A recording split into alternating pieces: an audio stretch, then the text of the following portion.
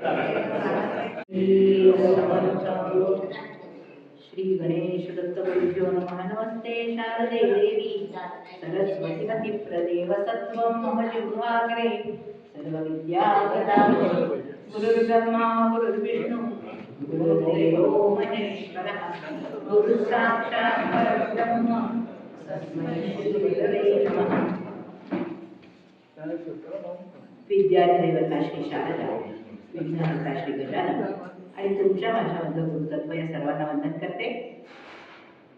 आणि समर्थांच्या शब्दात तुम्ही श्रोते जगदीश मूर्ती तेथ माझी उत्पत्ती किती बुद्धिहीन अल्पमती सलगी करीतो असं म्हणून तुम्हा सर्व श्रोत्यांना वंदन करते. आणि आज जो विषय आहे समर्थ आणि शंकराचार्य. मला वाटतं आपण शिबिराच्या सुरुवातीला आचार्यांचं तत्वज्ञान असा विषय अधिकारी व्यक्तीच्या तोडून ऐकला जेव्हा मला वाटतं मांडला होता विषय. त्यामुळे आचार्यांच्या तत्वज्ञानावर मी फारसं बोलणार नाही. पण समर्थांनी जे वर्णन केले साधू दिसती वेगळाले परी ते स्वरूपी मिळाले ते कसं खरं आहे. आचार्य त्यांचा काळ बघता त्या काळाबद्दलचे मतभेद सोडून देऊ पण त्यांचा काळ विचारात घेतात. काही लोक तो काळ इसवी सन पूर्व 507 वगैरे सांगतात, 507 ते 476. काही लोक तो 8व्या शतकात म्हणजे 788 ते 820 इसवी सनातला असा काळ सांगतात. आणि समर्थांचा काळ आपल्याला माहितीचा आहे. 16व्या 17व्या शतकातला काळ. इतक्या शतकांचा फरक असून सुद्धा दोन असामान्य व्यक्तिमत्व इतकी एकसारखी कशी काय असू शकतात. तर त्याला समर्थांनी उत्तर दिलं. मी तेच म्हटलं की साधू दिसती वेगळाले परी ते स्वरूपी मिळाले. ते एकाच चैतन्याचे आविष्कार असल्यामुळे त्या चैतन्याला ज्या ज्या वेळी अवतरित होऊन यावंसं वाटलं त्या वेळी ते अवतरित होऊन येत असतं. तसं आचार्यांच्या काळी आचार्य आणि समर्थांच्या काळी समर्थ आले तसं आपल्याला कळतं.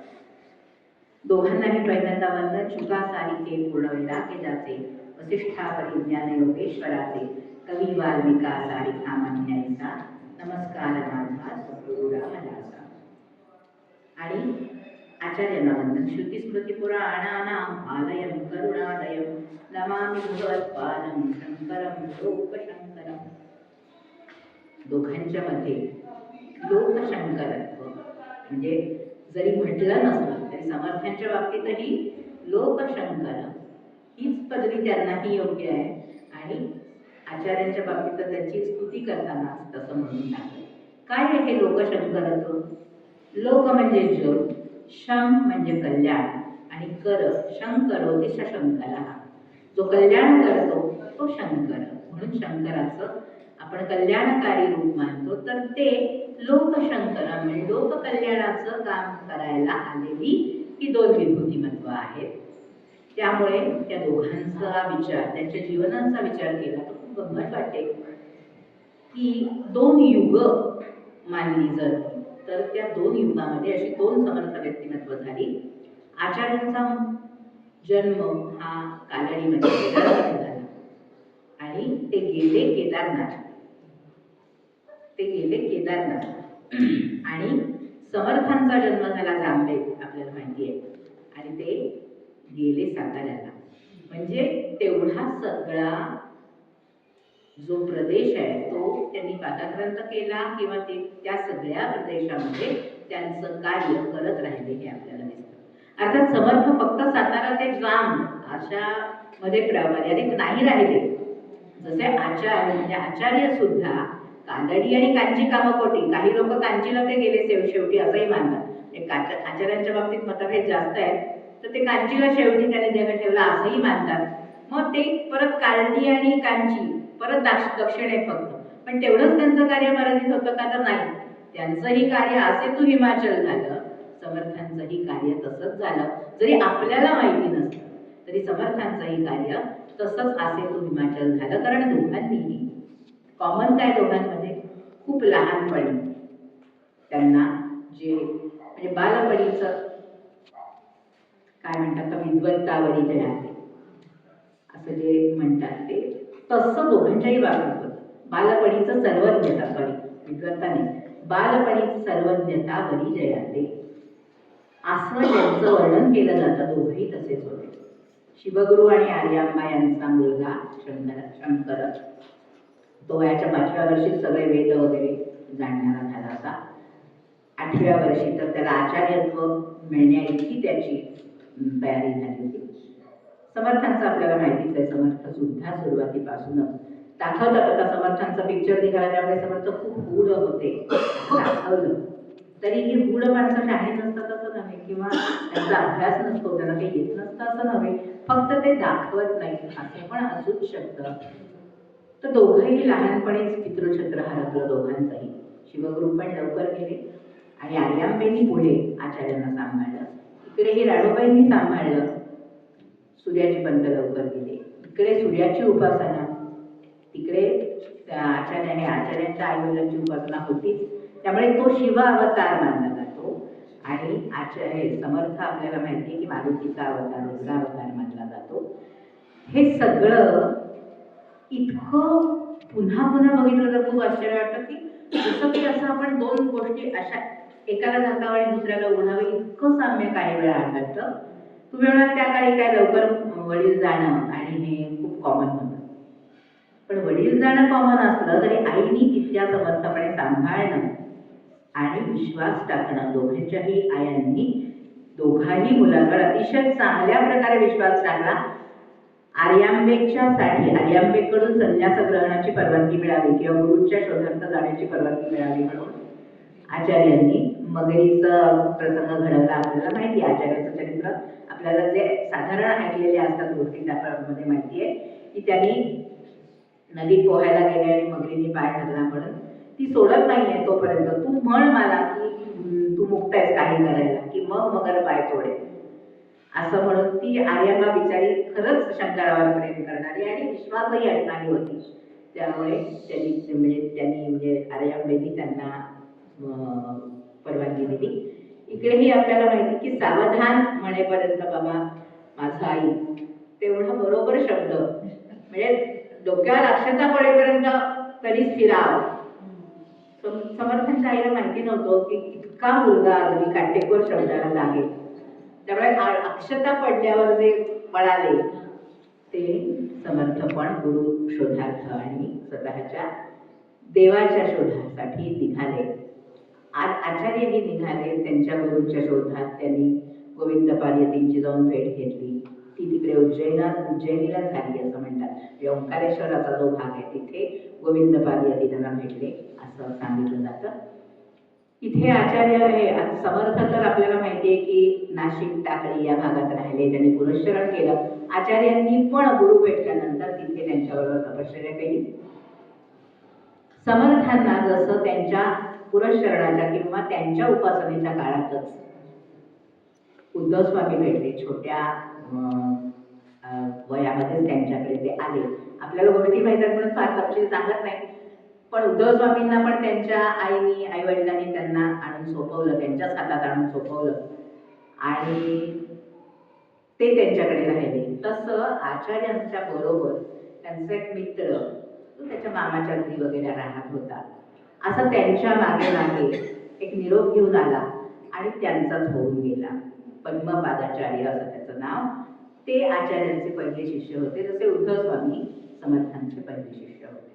म्हणजे इतकं काही काही गोष्टीत साम्य आहे ना. टाकळीला पुनश्चरण करून समर्थांनी देशभ्रमणासाठी म्हणजे बुद्धावर सगळं झोपून देशभ्रमणासाठी निघाले समर्थ. इकडे तर आचार्य जेव्हा गुरु भेटले त्याच्यानंतर त्यांनी जे काही सगळं फिरून पाहिलं पाहिलं त्यामध्ये त्यांचीही देशभ्रमण निघाली. दोघांनाही दिसलं काय, आचार्यांच्या वेळी फार मुघलाई अमुक तमुक या जरी गोष्टी नसल्या तरी सुद्धा आचार्यांना कळत होतं की बौद्ध धर्म, जैन धर्म या सगळ्या धर्माच्या आणि पंथोपपंथांच्या शिकवणुकीने वैदिक धर्माची कुठेतरी प्रगती खुंटली आहे. कुठेतरी तो जो वैदिक धर्माचा सगळा शिकवणीचा काही प्रभाव होता समाजात तो कुठेतरी हरवलाय. माणसं कर्म करण्याच्या ऐवजी निष्क्रियतेकडे चालली. म्हणजे खरं तर जैन बौद्ध लोकांनी निष्क्रियता शिकवली नाही, पण चुकीच्या तऱ्हेने त्यात जे संदेश लोकांनी स्वीकारले आणि त्यामुळे माणसं कुठेतरी अकर्म झाली आहे, निष्क्रिय झाली आहे, असंच आचार्यांना पण जाणवलं. आणि इकडे तर आपल्याला माहिती आहे, समर्थांच्या काळात तर आपल्याला माहिती आहे की मोगलाई इतकी वाढली होती आणि इतके समाजामध्ये अत्याचार, समाजाचा स्वतःवरचा दोन्ही वेळा असंच झालं की इकडेही आचार्यांच्या काळी पण स्वतःचा धर्म महत्वाचा आहे हे सांगणारं कोणी राहिलं नव्हतं आणि सगळ्यांना दुसरे सांगतात ना तेच काहीतरी बरोबर वाटायला लागलं होतं. आता तर यज्ञीय कर्मकांडाला लोक वैतागली होती म्हणून म्हणा, पण झालं होतं असं की निष्क्रिय नको, काहीच नाही करायचं, आपल्याला जमत नाही, यज्ञ करायचा म्हणजे पैसा लागतो, सामग्री लागते, हे लागतं, असं म्हणून काहीच नाही करायचं असं म्हणून तो समाज बिघडला होता. आणि इकडे तर इतके आपला पराक्रम आपले लोक विसरले होते समर्थांच्या काळात की आपल्या मुलीबाळी देऊन आपला जीव वाचवणे, सगळ्यात जीव वाचवणं महत्वाचं व्हायला लागलं होतं. म्हणून दोन्हीही परिस्थितीत देहापेक्षा देवाला महत्व आहे, देहापेक्षा राष्ट्राला महत्व आहे, व्यक्तीपेक्षा तुमचं राष्ट्र श्रेष्ठ आहे किंवा व्यक्तीपेक्षा किंवा या संकुचित स्वार्थापेक्षा परमार्थ महत्वाचा आहे हे सांगणं कुठेतरी गरजेचं झालं. असं दोन्ही परिस्थितीत होतं. त्यामुळे आचार्यांनी वेगवेगळ्या ठिकाणी जाऊन वैदिक धर्माचा प्रचार प्रसार किंवा वैदिक धर्म कसा महत्वाचा आहे, त्यातल्या गोष्टी कशा महत्वाच्या आहेत, म्हणून आचार्यांनी काय केलं, आचार्य नुसते फिरले नाही किंवा नुसती त्यांनी दिग्विजय केले नाही, नाहीतर त्या काळी पंडित सगळीकडे जाऊन दिग्विजय करत होते, तसं केलं नाही. पण प्रामुख्याने त्या काळी वेदांचे जे वेगवेगळे चुकीचे अर्थ किंवा समाजाची दिशाभूल करणारे अर्थ लावले जायला लागले होते नास्तिकांकडून, त्याला आळा बसावा म्हणून आचार्यांनी भाष्य लिहिली वेगवेगळी. म्हणजे गीतेवर भाष्य लिहिलं, उपनिषदांवर भाष्य लिहिली, कारण उपनिषदांचे अर्थही वेगवेगळे करून सांगून त्यामध्ये निरीश्वरवाद आणून असं काहीही चाललं होतं. तर आचार्यांनी केलं काय, तर त्या सगळ्या आपल्या महत्वाच्या ग्रंथांवर, ज्याला प्रस्थानत्रयी म्हणतो आपण, उपनिषद आणि गीता, या उपनिषद आणि गीतेवर भाष्य लिहिले. आणि तिसरं स्वतःचं जे भाष्य लिहिलं ते ब्रह्मसूत्रावर. ब्रह्मसूत्र हे व्यासांची जी सूत्र होती, बादरायणांनी सांगितलेली सूत्र होती, त्या ब्रह्मसूत्रांवर सुद्धा आचार्यांनी म्हणजे प्रस्थानत्रयीवर भाष्य रचना आचार्यांनी केली. पण नुसतं त्या ग्रंथांवर भाष्य करून त्यांचे अर्थ बरोबर सांगून काम भागणारं नव्हतं, समाज तेवढ्याने ऐकणारा नव्हता. म्हणून मग नेमकं काय आहे, नेमका निरीश्वरवाद बोकाळायला नको म्हणून किंवा चुकीच्या समजुती, खूप द्वैतवादी होऊन माणसं वेगवेगळ्या मार्गाचा अवलंब करायला लागली, तसं होऊ नये म्हणून सगळीकडे एकच ईश्वर कसा भरलेला आहे, ते परमात्म तत्व कसं एकच आहे, त्याचे आहेत ते सगळे आविष्कार आहेत, आहे ते सगळं हे जे विश्व दिसतंय ते सगळं आज आहे आणि उद्या नाही, म्हणजे परिवर्तनशील आहे. आपण मिथ्या म्हटलं की खोटं आहे असं म्हणतो, पण आचार्यांनी खोटं आहे असं सांगितलेलं नाही. ब्रह्मसत्य जगन मिथ्या या उपनिषद तत्वाचा आचार्यांनी योग्य अर्थ काय सांगितला की मिथ्या म्हणजे परिवर्तनशील, बदलणार. मग त्यासाठी माया ही संकल्पना आचार्यांनी सांगितली आणि त्या मायाची परत माया आणि अविद्या अशी दोन रूप आहेत तेही सांगितलं. या सगळ्या गोष्टी आचार्यांनी केल्या. पण समाज सगळाच ज्ञानी नव्हता हो. सगळ्यांना फक्त भाष्य आणि प्रकरण ग्रंथ लिहून स्वतःचं म्हणणं मांडून कळणारं नव्हतं. मग सगळ्या समाज जो देव मानतो, जो भक्ती करतो, त्या भक्ती करणाऱ्या समाजाला कसं या पुन्हा द्वैतवाद्यांकडून द्वैतवादी भूमिकेकडून एक तत्वाकडे आणायचा, द्वैत तत्वाकडे आणायचं, यासाठी आचार्यांनी खूप सारी स्तोत्र लिहिली, खूप सारी स्तोत्र लिहिली, जी अतिशय आज आपण म्हणजे चिदानंद रूप शिवोहम शिवोहम असू दे, भज गोविंदम असू दे, गोविंदम भज मूढमते, भज गोविंदम गोविंदम भज मूढमते, प्राप्ते सन्निहिते मरणे, नहि रक्षति डुक्रे करणे, भज गोविंदम गोविंदम भज मूढमते. अशी खूप सुंदर सुंदर, किंवा अन्नपूर्णाष्टक असो, कालभैरवाष्टक असो, इतकी वेगवेगळी स्तोत्र आणि इतक्या वेगवेगळ्या चालीत आचार्यांनी रचली आहेत ना, की त्यामुळे समाज मन, जसं नाथांनी केलं एकेकाळी, भारुडं का रचली नाथांनी, तर समाजामध्ये त्या तऱ्हेची एक पद्धत, लोकपरंपरा रूढ होती. मग त्या भारुडांमधून लोकांपर्यंत पोहोचणं शक्य होतं, म्हणून नाथांनी भारुडाची रचना केली, जोगवे रचले, गोंधळ रचले. तसं सेम इकडे आचार्यांनी केलं आणि तेच पुन्हा इकडे आपण बघितलं तर समर्थांनी पण केलेलं दिसतं. म्हणजे समर्थांनी पण या सगळ्या गोष्टी जे आचार्यांच्या बाबतीत होतं, की आचार्यांनी जो विचार करून समाजामध्ये जागृती करायचा प्रयत्न केला, तेच सगळं समर्थांनी पण केलेलं दिसतं. समर्थांनी पण अद्वैत तत्वज्ञान सांगितलं. गीतेचे सगळे विचार, त्याने दासबोधात गीतेचे अनेक विचार येतात बघा. म्हणजे या दृष्टांतात नष्टम हा उपनिषदातला विचार येतो, गीतेमधला जो विभूतीचा हे आहे, म्हणजे वेदानाम सामवेदोस्मी वगैरे असे जे आहे, त्याचे बारीक बारीक तुकडे समर्थांनी दासबोधामध्ये टाकून त्याच्यावर जाता जाता भाष्य केलं. अनेक प्रकरण ग्रंथ समर्थांनी पण लिहिले. मग त्यात वेगवेगळी पंचक आहेत, मानपंचक वगैरे, किंवा बाग प्रकरण, कारखाने प्रकरण, म्हणजे फक्त आणि फक्त तत्वज्ञान नाही सांगितलं समर्थांनी. समर्थांनी पारमार्थिक विषयांवर सुद्धा मार्गदर्शन केलं. कारखाने प्रकरणात काय आहे बघितलं तर, स्वयंपाकाने स्वयंपाक कसा करावा, कशा असाव्यात स्वयंपाकाने, जशा उमारावा, नाही खूप हे महत्वाचं आहे. सामान्य माणसाशी जोडून घेणं स्वतःला. तत्वज्ञान तर खूप असतात. आचार्यांनी पण आणि समर्थांनी पण हे केलं की त्यांनी समाजाशी जोडून घेतलं स्वतःला. आचार्य भिक्षा मागायला जायचे, समर्थ भिक्षा मागायला जायचे. आचार्यांनी भिक्षा मागायला जाताना आपल्याला आचार्यांच्या चरित्रात तुम्हाला प्रसंग आठवत असेल किंवा माहिती असेल तर, आचार्य भिक्षेला गेलेले असताना एका ठिकाणी गेले, तेव्हा त्या घरातली स्त्री म्हणाली, माझ्याकडे काही नाही आहे म्हणून. तर ते म्हणजे असं कसं, तर खरंच त्या महिलेकडे 18 विश्व दारिद्र्य होतं, काहीच नव्हतं तिच्याकडे. त्यामुळे तिला काय घालू असा प्रश्न पडला, तर तिच्या दारात आवळे पडले.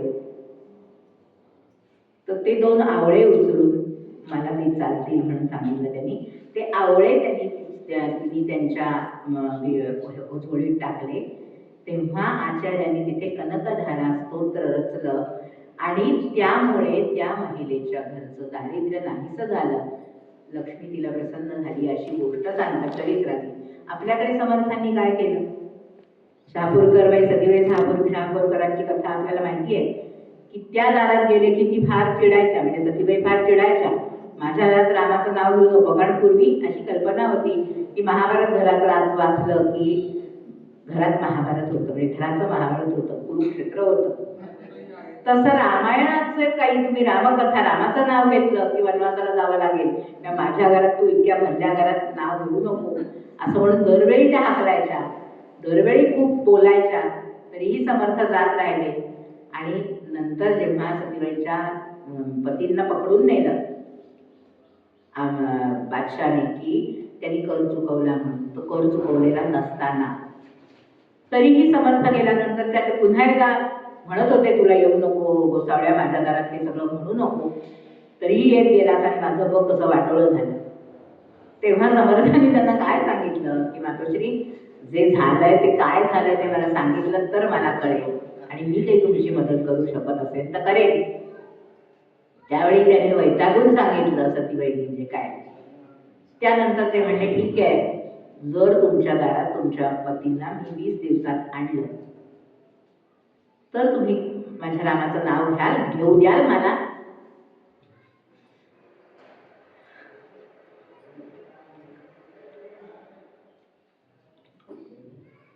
खरं तर सतीबाईंना हे काही शक्य वाटलं नव्हतं, त्यामुळे त्या काहीच बोलल्या नाही. समर्थ तिथून निघून गेले.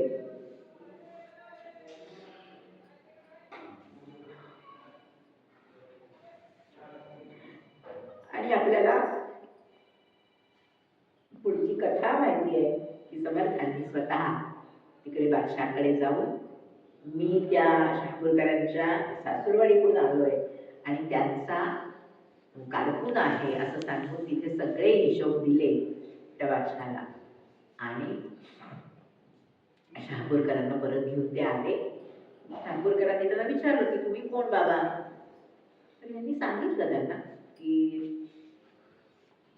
बरं म्हणून ते त्यांच्या बरोबर आले आणि अगदी घरापाशी येण्याआधीच समर्थ म्हणजे माझं काम नाही निघतो, तुम्ही वा बोलणे आलो. आणि सतीबाईंना जेव्हा त्यांना दारात पाहिलं, 20 दिवस अजून व्हायचेच होते. मग सतीबाई म्हणल्या तुम्ही कसे काय आला, काय झालं? तर तेव्हा शास्त्रज्ञांनी सांगितलं की बाई तुला पाठवलंच, कोणा कारखान्याला पाठवलं होतं, तो खूप चांगला होता आणि त्यांनी सगळं वर्षाला हिशोब दाखवले माझे. ते म्हणजे मी नव्हतंच कुणाला पाठवलं. मग सतीबाईंच्या डोक्यात प्रकाश पडतो की काहीतरी घडलं. मग त्या म्हणल्या अहो ते गोसावी येत होते, मी त्याला असं त्यांना बोललोय आणि एक दिवस ते आले होते, ते असं म्हणाले होते. तर ते म्हणजे हो, आता मला त्यांना शोधलं पाहिजे, कारण तुम्ही असे 20 दिवसाच्या आत परत आल्या. दोघांनी शोध घ्यायचा प्रयत्न केला. नंतर तेव्हा समर्थ सापडले आणि समर्थांना बघितल्यावर शहापूरकर म्हणजे हाच ना माणूस तू ज्याला तू पाठवलं होतं. तेव्हा सतीबाईंना खूप वाईट वाटलं की आपण असं चुकीचं वागलो. आणि मग तिथून जे सतीबाई बदलल्या ते मग एक खूप एकनिष्ठ असं पुढे आयुष्यभर एक भक्त कुटुंब समर्थांना लाभलं. म्हणजे असं समाजाशी स्वतःची नाळ जोडून घेणं आणि समाजाला ईश्वराशी जोडणं. जो काल समर्थांचा सुबोध योग सांगितला ना, तो हा असा होता की समर्थ असं समाजाला त्या ईश्वराशी, त्या जगनियंत्याशी जोडण्याचं काम करत होते, जे आचार्यांनी केलं आणि त्यांनी स्वतःही केलं, म्हणजे समर्थांनीही केलं. त्यामुळे हे दोन्हीही दोघांमध्ये कॉमन होतं. म्हणजे समर्थ काय आणि आचार्य काय दोघांमध्येही कॉमन होतं.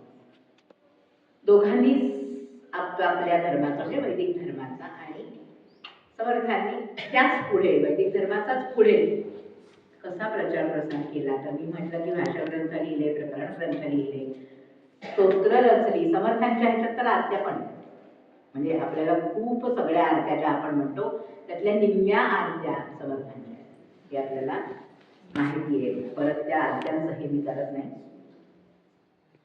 एक दोघांनी धर्मध्वजा ही सतत फडकती ठेवली. आसे तुम्ही माझ्या समाजाला जागं केलं. समाजाला नाहीतर सामान्य समाज नेहमीच्या पोटापाण्याच्या व्यवसायात अडकलेला, त्याला कुठून कळणार देव धर्म याची जाणीव कुणाला कशी होणार?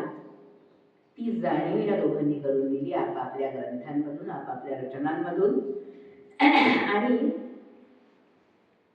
मग यासाठी फक्त नुसतं स्वतः एकटे ते करू शकले ते काय ते काम नुसते सगळीकडे हिंडले आणि एकटंच त्यांनी सगळी पायपेट करून काम केलं असं नाही झालं.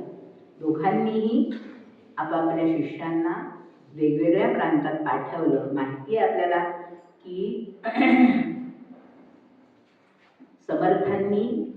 समर्थांचे पुन्हा ह्यांचे 4 शिष्य, त्यांचे 4 शिष्य.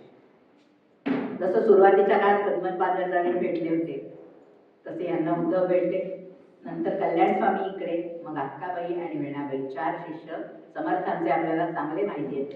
तसंच इकडे आचार्यांच्याकडे पद्मपादाचार्यानंतर सुरेश्वर म्हणजे जे मंडन मिश्र म्हणून प्रसिद्ध होते, जे मीमांसक होते, कुमारिल भट्टांचे उत्तराधिकारी होते, ते मंडन मिश्र. कुमारिल भट्टांची खरं तर वाद घालायला किंवा पूर्वमीमांसेबद्दल त्यांना त्यांच्या मताचं खंडन करायला वगैरे आचार्य त्यांना भेटले. पण कुमारिल भट्टांनी तोपर्यंत स्वतः कुशाग्नीत प्रवेश केला होता आणि ते प्रस्थानाच्या मार्गावर होते. त्यामुळे त्यांनी सांगितलं होतं की मंडन मिश्राशी वाद कर, आणि म्हणून मंडन मिश्राशी जाऊन वाद केला आचार्यांनी. आणि त्या विवादामध्ये मंडन मिश्राला जिंकल्यानंतर सुरेश्वर असं त्याचं नामकरण झालं आणि तो आचार्यांचा शिष्य बनला. त्यांनी आचार्यांच्या भाष्यांवर वाती करत गेली. म्हणजे जसं कल्याण स्वामींनी इकडे पुढे समर्थांवर रचना केल्या किंवा समर्थांचं तत्वज्ञान पुढे नेलं, त्यासाठी काही ग्रंथ रचले किंवा तसं त्यांनी पण केलं. सुरेश्वराचार्यांनी केलं, पद्मपादाचार्यांनी केलं. आणि हस्तामलक तोटक अशा आणखी 2 समर्थ आचार्यांचे 2 शिष्य, 4 शिष्यांपैकी 4 दिशांना आचार्यांनी 4 मठ स्थापना केली. द्वारका, पुरी, कांची आणि शृंगेरी, म्हणजे 2 साऊथमध्ये आणि 2 उत्तरेमध्ये असे जे मठ स्थापना केली. तर त्यामध्ये या चौघांना ठेवलेलं होतं. नुकतीच मी खरं तर पुरीला गेले. दुर्दैव असं की आम्हाला कळलं नाही आणि लवकर तिथे सूर्यास्त होत असल्यामुळे आम्हाला नंतर दर्शनाला जाता आलं नाही. पण पुरीमध्ये आचार्यांचा मठ होता, तिथे हस्तामलकांची योजना झाली होती. जसे आचार्यांचे शिष्य तोटकाचार्य किंवा हस्तामलक हे सुरुवातीच्या काळात, हस्तामलक जे होते ते प्रभाकर अध्वरी नावाच्या मीमांसकाचा मुलगा. जन्मतःच ते काही बोलू शकत नव्हते, म्हणून अगदी मुंज झालं तरी ते काही बोलले नाही. म्हणून मग प्रभाकर अध्वरींना जेव्हा भेटले आचार्य, तेव्हा त्यांनी आपला मुलगा त्यांच्यासमोर आणला. तर सहज म्हणून आचार्यांनी विचारलं, नेहमी कसं आपण कुठल्याही घरी लहान मुला काही आलेल्या विचारतो, कोण रे तू, काय तुझं नाव बाळा? तसं कस्त्वम शिशो तत्र पुत्र कुतः आयाता आणि कुत्र गंतासी असं विचारलं. म्हणजे कुठे जायचंय तुला, कुठून आलास तू? या आचार्यांच्या एका प्रश्नावर त्यांनी धाड जी उत्तरं दिली ते हस्तामलक स्तोत्र म्हणून प्रसिद्ध आहे. आणि त्याच्यावर सगळ्यात महत्वाचं काय, तर आचार्यांनी त्याच्यावर ते स्तोत्र लोकांना न कळणारं होतं, सहज कळणारं नव्हतं, इतकं तत्वज्ञान युक्त स्तोत्र की आचार्यांनी त्या स्तोत्रावर भाष्य लिहिलं. ते हस्तामलक भाष्य म्हणून प्रसिद्ध आहे. 12-13 काय श्लोकांचं स्तोत्र, पण इतका गहन अर्थ त्यामध्ये, अद्वैत तत्वज्ञान सगळं त्यामध्ये आहे की खूप सुरेख. म्हणजे हे आचार्य, जसं कल्याण स्वामींना महत्व समर्थांनी दिलं, कल्याण स्वामींचं महत्व दरवेळी समर्थांनी अधोरेखित केलं. जितक्या वेळा कल्याण स्वामींवर आक्षेप घेतले गेले तितक्या वेळा काहीही न बोलता, ते आक्षेप डायरेक्ट न फोडता आचार्यांनी अनुभवातून समर्थांनी अनुभवातून लोकांना प्रचिती दिली. तसंच आचार्यांनी हस्तामलकाच्या त्या स्तोत्रावर भाष्य लिहून लोकांना हस्तामलकांचं महत्व पटवून दिलं. तसे एक तोटक नावाचे आचार्यांचे शिष्य होते, जे काही बोलायचे नाही. जसे इकडे फक्त सेवा करणारे असे भोळारामासारखे जे शिष्य होते इकडे समर्थांचे, तसे तिकडे तोटकाचार्य होते की ते काही बोलायचे नाही, फक्त समर्थांची आचार्यांची सेवा ही एकच गोष्ट ते करायचे. त्यामुळे आणि लोकांना वाटायचं की काय हा काही म्हणजे आपण एवढं सगळं आचार्यांनी दिलेलं ज्ञान ऐकतो, वाचतो, पठण करतो, हा काहीच करत नाही. त्यामुळे आचार्य त्याच्यासाठी थांबायला लागले काही सांगायचं करायचं. ते कशाला तो तुमचे अजून जुनं दूध बसला असेल तिकडे, तो काही घेणार नाही, त्याला काय कळतं, तुम्ही सुरू करा आचार्य. तर तोटकाचार्यासाठी आचार्य थांबायचे. एक दिवस आचार्य ते येईपर्यंत थांबले आणि विचारलं त्यांनी त्याला की काय रे तोटका, इतका उशीर?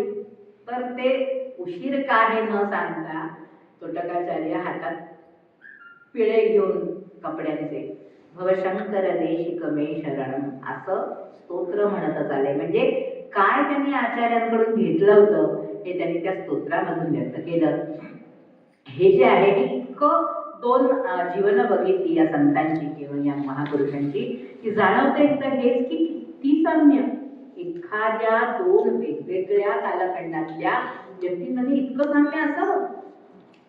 त्यामुळे खूप, म्हणून मी आज हा विषय मांडण्याचं कारण आहे. आणि हे कुणीच नाही का नोटीस केलं आपल्याकडे, म्हणजे हे मीच पहिल्यांदा सांगते नाही, खूप लोकांनी यावर विचार केलाय. आणि याच काळात, म्हणजे आताच्या नवीन काळातच विचार झाला नाही, तर समर्थांचे जे शिष्य होते गिरीधर स्वामी, त्यांनी समर्थ प्रताप नावाचं जे चरित्र लिहिलं समर्थांचं, त्यामध्ये त्यांनी समर्थांची आणि आचार्यांची तुलना केलेली आहे. त्यामध्ये ते म्हणतात, ब्रह्मसूत्र आचार्य देवे रक्षिले, ब्रह्मारण्य समर्थ देवे संरक्षिले. म्हणजे ब्रह्मसूत्र आचार्य देवे रक्षिले म्हणजे आचार्यांनी त्याच्यावर भाष्य लिहिलं, ते उलगडून सांगितलं. आणि ब्रह्मारण्य समर्थ देवे सांभाळले म्हणजे ब्रह्मारण्य जावळीच्या खोऱ्यातलं जे सगळं अरण्य होतं, हे सगळं म्हणजे हा जो सगळा परिसर आहे जावळीपर्यंतचा, शिवथरपासून जावळीपर्यंतचा तो सगळा असं म्हणे की त्यावेळी ब्रह्मारण्य म्हणून ओळखला जात होता. म्हणून ब्रह्मारण्य समर्थ देवे संरक्षिले हा सगळा टाप त्यावेळी समर्थ फिरत होते, भ्रमंतीत होते समर्थ. शिवरायांचं कार्य एकीकडे चालू होतं आणि समर्थ त्या काळात इथे भ्रमंतीवर होते. आपल्या शिष्य परंपरेला त्यांनी इकडे सगळीकडे पेरलं होतं. त्यामुळे ब्रह्मारण्य समर्थ देवे संरक्षिले. समर्थ अवतार निरुपम निरुपमा आचार्य स्वामीची साजे उपमा ब्रह्मचर्याश्रमी परमहंस महिमा ब्राह्मण्य रक्षणी अवतार.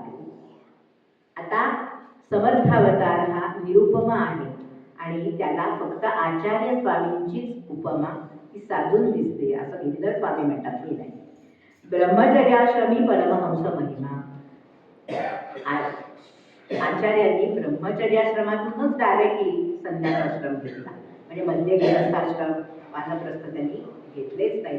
त्यांनी डायरेक्टली ब्रह्मचर्याश्रमातून संन्यासाश्रमात प्रवेश केला आणि समर्थांनी ब्राह्मण्य रक्षणी अवतार म्हणजे ब्राह्मण्याचं रक्षण करण्यासाठी समर्थांचा अवतार झाला. असं दोघांनी केलं एकसारखं काम असं गिरीधर स्वामींनी पण म्हटलंय. आणि त्यात ते आणखी म्हणतात की एक शिवावतार होता म्हणजे शंकराचार्य आणि दुसरा रुद्रावतार होता. रुद्र हेही शिवाचंच रूप आहे, त्यामुळे दुसरा रुद्रावतार होता असं गिरीधर स्वामींनी लिहून ठेवलं. आता तत्वज्ञांनी तुम्ही सगळं ऐकलंय माझे कडून, त्यामुळे मी वेगळं सांगत नाही, पण तरी साम्य सांगते फक्त की अद्वैत तत्वज्ञानामधला उपनिषदांमधला जो सगळा विचार आहे ब्रह्मसत्य जगत मिथ्या. समर्थ असं म्हणतात आगाजे झालेची नाही त्याची वार्ता पुसती काही, म्हणजे काही नाहीच आहे ते विश्व म्हणून काही नाहीच आहे. किंवा या दृष्टं नष्टम जे जे काही दिसे ते ते सर्व नाते अविनाश असे ब्रह्मपद. फक्त काय अविनाश आहे तर ब्रह्मपद फक्त अविनाश आहे, बाकी जे जे दिसतं ते ते सगळं नाश होतं. दोन्हीकडे त्यांनी पंचीकरण आचार्यांनी पण पंचीकरण प्रक्रिया म्हणजे काय तर सगळी सृष्टी प्रक्रिया जी आहे सांगितलेली त्यामध्ये पंचमहाभूतांनी सृष्टी बनलेली आहे. मग पंचमहाभूत प्रत्येक पदार्थात प्रत्येक जीवात पिंडात आणि ब्रह्मांडात सगळीकडे आहेत, पण ती सगळी एकेका म्हणजे एक पंचमहाभूत सगळीकडे, दुसरं पंचमहाभूत म्हणजे काही ठिकाणी एक पंचमहाभूत दुसरीकडे दुसरं पंचमहाभूत असं नाहीये. तर सगळी पंचमहाभूत अंशात्मक रूपाने म्हणजे एका ह्याच्यात जर मुख्य असेल तर त्याची बाकी सगळे उपांशामध्ये त्यामध्ये असतात. म्हणजे प्रत्येक पदार्थामध्ये जलांश जास्त असेल तर तिथे बाकीचे अंश थोडे थोडे असतात, पण असतातच. हे जे पंचीकरण त्याला म्हणायचं पंचीकरण की पाचही तत्वांनी कसं बनलंय विश्व हे सांगायचं. तर ते आचार्यांनी पण वेगवेगळ्या प्रकरण ग्रंथातून सांगितलं आणि समर्थांनी ती सगळी प्रक्रिया आपल्याला दासबोधात सांगितलेली दिसते. विवेक वैराग्याचं निरूपण आपण कालही सांगितलं आचार्यांच्या हे समर्थांच्या योगामध्ये. आचार्यांनी विवेक चूडामणी नावाचा ग्रंथ लिहिला म्हणजे दासबोधात समर्थांनी विवेक आणि वैराग्य निरूपण केलेलं आहे, त्याची आवश्यकता सांगितलेली आहे. किंवा विवेकानेच सगळं काही नीट होतं, विवेकानेच स्वरूपी प्रस्ताव विवेके स्वरूपी मिळावे असं म्हणतात. म्हणजे स्वरूपाचं ज्ञान विवेकाने होतं असं समर्थ म्हणतात. आचार्यांनी तर विवेकाला चूडामणीचं स्थान दिलं. म्हणजे विवेक हा चूडामणी, चूडामणी हे एक रत्न असतं माहिती आहे आपल्याला, सीतेच्या डोक्यातला चूडामणी ऐकून माहिती आहे आपल्याला. तर म्हणजे मस्तकी धारण करण्याचं जे रत्न तसंच स्थान विवेकाला आचार्यांनी दिलं आणि तेच समर्थांनी दिलेलं काल आपण योगामध्ये बघितलं. ज्ञान योगामध्ये ही दोन्हीही एलिमेंट्स किंवा या दोन्ही गोष्टी महत्वाच्या दोघांनाही वाटत होत्या आणि दोघांनीही त्याचा पुरस्कार केला आणि आत्मसत्ता त्या दोघांकडे म्हणजे विवेक होताच, वैराग्य होतच. आणखी एक छान गोष्ट सांगणार आणि मग दोघांसाठी लागू होणारं एक पद म्हणणार. मी मुद्दामच आज शेवटचा दिवस आहे त्यामुळे तुम्हाला फार हे करणार नाही, पण एक छान गोष्ट मला कळली. समर्थांनी सद्गुरूचं वर्णन करताना हे म्हणजे ही उपमा सद्गुरूला बरी नाही, ती उपमा सद्गुरूला बरी नाही, की असा सद्गुरू नाही, ह्यापेक्षा सद्गुरू वेगळा असतो असं सांगत सांगत एकदा समर्थ म्हणतात की सद्गुरूला परिसाची उपमा पुन्हा सुद्धा नस आहे म्हणून उपमा नस आहे सद्गुरूसी परिसाची असे समर्थांचे शब्द आहेत. बरोबर सद्गुरूवर तसं आचार्यांनी शतश्लोकी नावाचं त्यांचं जे छोटंसं प्रकरण आहे 100 श्लोकांचं त्यात पहिला श्लोक आहे की सद्गुरूला स्पर्श नाही म्हणता येत म्हणजे परीस नाही म्हणता येत का तर तो अयशिरस म्हणजे लोखंडाला सोनं करतो पण त्यांना परीस नाही करत म्हणजे परीस दुसरा परीस निर्माण नाही करू शकत. तो लोखंडाचं सोनं करतो बरोबर पण गुरु मात्र असा नसतो. आपण सारिखे करीती तात्काळ नाही काळ वेळ तयार लागी असं सद्गुरूच करू शकतो आणि म्हणून सद्गुरूसी म्हणून उपमा नस आहे सद्गुरूसी परिसाची. इतकी साम्य असावीत का मला त्याची गंमत वाटते. आचार्य विचार हे तप म्हणतात आणि समर्थांच्या शब्दात विचारे देव शोधावा काय म्हणजे इतकं आत्मसातच समर्थांनी इतकं केलंय आचार्यांना किंबहुना दोघांची वेवरेज इतकी एकसारखी आहे इतके एकसारखे विचार करतात ते म्हणजे बर्ड्स ऑफ सेम फीदर्स असं असावं इतकं साम्य आहे. अशा खूप खरं तर बारीक सारी गोष्टी आहेत की ज्या आचार्यांच्या आणि समर्थांच्या सारख्या आहेत पण इतकं साम्य दोघांमध्ये आहे आणि तरीही दोन वेगळ्या जगात या वेगळ्या परिस्थितीत निर्माण झालेली मंडळी आहे आणि तरीही दोघांनी आपला ठसा असे तू हिमाचल निर्माण केलेला आहे. असे तू हिमाचल समर्थांचंही कार्य पोहोचलं समर्थांचंही तत्वज्ञान पोहोचलं समर्थांचंही कार्य अनेकांनी पुढे चालवलं सगळ्या ठिकाणी म्हणजे फक्त इथेच नाही ते काशीला असू दे आणखी कुठे असू दे सगळीकडे सगळ्या समर्थांचं कार्य लोकांनी चालवलं कुठपर्यंत तेच आचार्यांच्या बाबतीतही आचार्यांचा आपण बघतो.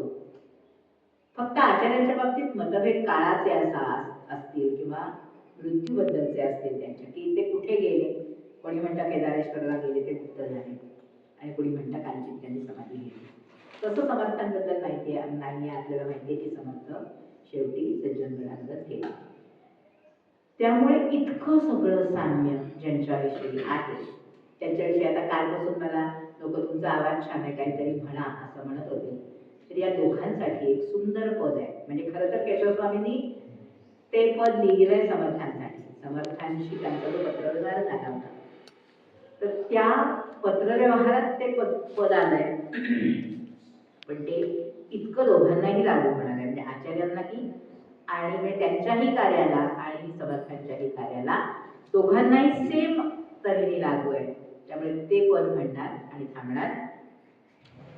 ऐसियाचे पायी रे लीन होनी राही रे मग तुझ नाही नाही जन्म मरण काही रे ब्रह्मसुख संपदा भोगिताती सर्वदा द्वैत भाव तो कदा नाठवेची मानसी ऐसियाचे पायी रे लीन होनी राही रे मग तुझ नाही नाही जन्म मरण काही रे शांती ज्याची वनिता भक्ती ज्याची दुहिता बोधपुत्र तत्वता त्रिभुवन विजयी ऐसियाचे पायी रे लीन